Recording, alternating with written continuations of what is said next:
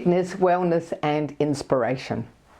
For the first timers today, we have a 5-minute fitness segment after the break, and we'd encourage you to join us with your friends, family members, children or grandchildren.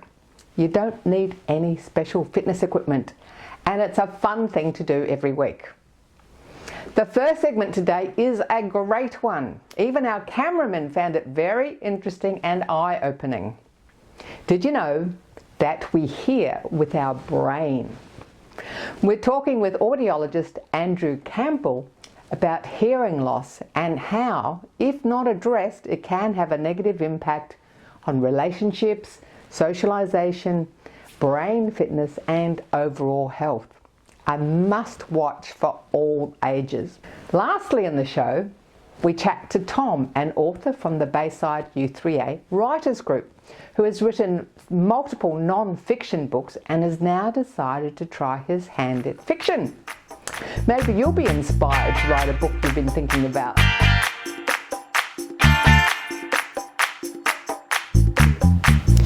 Hearing and brain health. Did you know these were connected?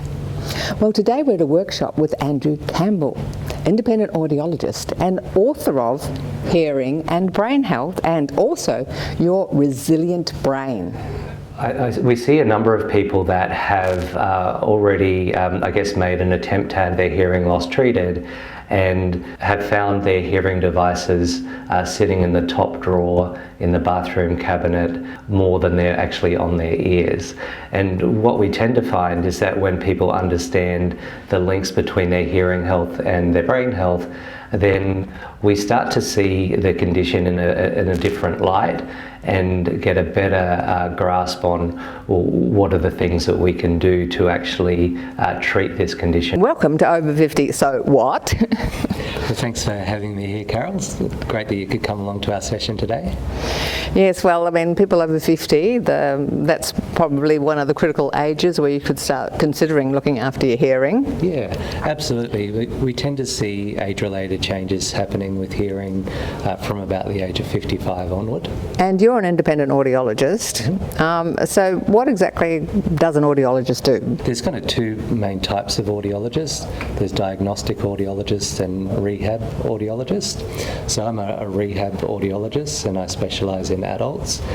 And basically we're about the non-medical management of hearing loss.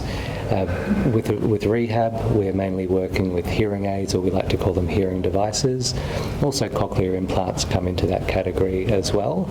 And overall, our main goal is to help facilitate full participation in life. So someone's turned 50, maybe they've noticed some hearing decline, or their partner's told them they've got some hearing decline, and they decide to come along to you. What happens then? Yeah, so basically we get a good understanding of that person's lifestyle, an understanding of what may have been some factors that have caused some hearing loss. We explain the test process and ideally what we're really looking at. So primarily in audiology, we're looking at how a hearing loss may be impacting on speech understanding. So we assess that by finding the softest sounds that someone can hear. We develop a graph, we call it an audiogram, and that gives us a good gauge of their hearing sensitivity. And we also want to know how that hearing loss, if they do have hearing loss, how that's impacting on speech understanding. So we have them repeat back a few words and we're trying to get a gauge of their underlying speech clarity. Once we have those results, we can explain them in a way that helps them understand how that hearing loss may be impacting on day-to-day speech and what we can do about it in terms of correcting for that hearing loss. I think a lot of people maybe sort of think that a hearing aid or a hearing device is just going to amplify what they're hearing, but it's so much more than that with different ranges of sounds. Can you just talk a bit more about the complexity of what's going on? Yeah, I've been doing this kind of work for 23 years, and the advancements in technology that have occurred in that time period are nothing short of astounding.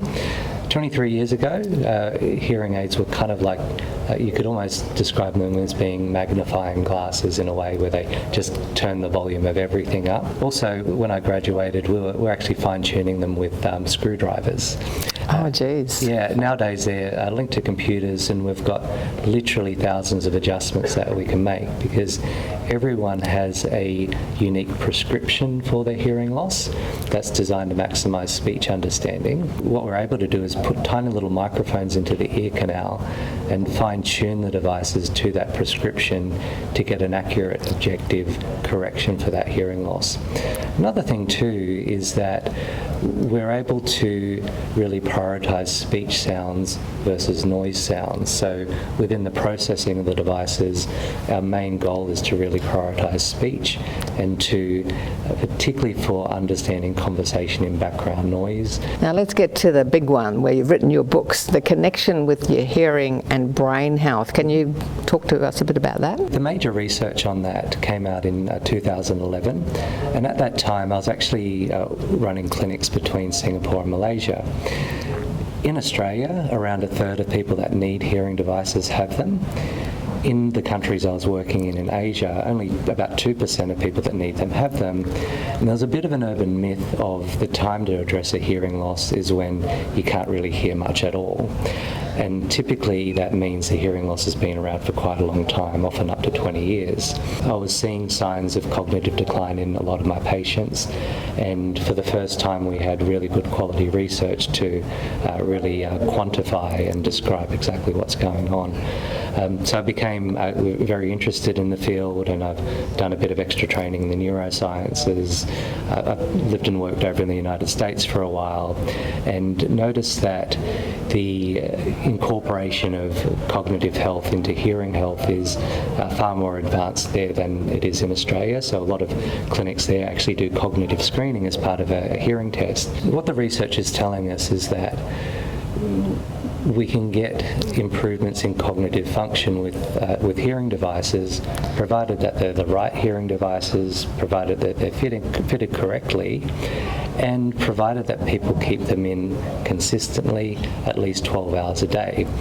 The thing is, the things that will give us the cognitive benefits also result in the practical day-to-day benefits. I mean, the difference in outcomes that people get, just in terms of satisfaction and benefit they get from their hearing devices, the people that keep them in on a really consistent basis versus those that wear them occasionally, kind of like reading glasses, it really is like chalk and cheese. So I often find that people are willing to put up with the nuisance of hearing loss, but when they understand the implications for their brain health, then they start to see the condition in a bit of a different light, and they're more likely to establish the habits of keeping the devices in consistently, and as a result they just do way better.